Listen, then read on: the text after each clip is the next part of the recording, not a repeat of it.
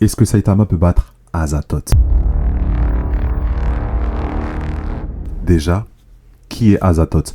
Parfois appelé le dieu aveugle et idiot, le chaos nucléaire ou encore le sultan démon, c'est une entité cosmique imaginée par H.P. Lovecraft.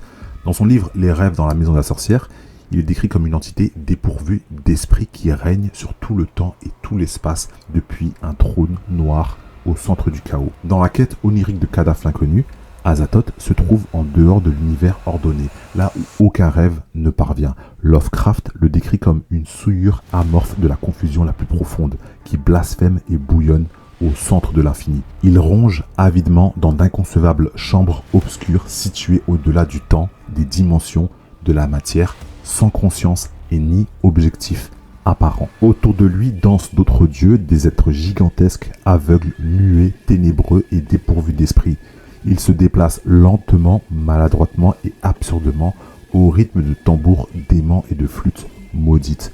Dans le poème issu de Fungi from Yugoth, il est dit qu'une flûte fêlée, tenue par une patte monstrueuse, produit des ondes sans but. Et contrairement à l'idée reçue que l'univers serait le rêve d'Azathoth, la structure même de la réalité émane directement des sons produits par sa cour.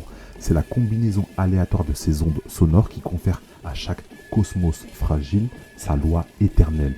Ainsi, l'ordre cosmique n'est donc pas le résultat d'une création consciente et intelligente, mais comme quelque chose qui émerge du hasard et du chaos entourant Azathoth. L'idée que toute la réalité est un rêve d'Azathoth et disparaîtra s'il se réveille n'a jamais été formulée par Lovecraft. Maintenant, est-ce que Saitama pourrait battre Azathoth, qui est un être à hauteur versale? Bah ouais, il le malaxe tous les jours. D'ailleurs, l'éponge dans la cuisine de Saitama, c'est Azathoth. On parle d'un être qui n'a aucune combativité et Lovecraft n'a jamais dit qu'il était invincible. Donc, encore heureux que Saitama gagne.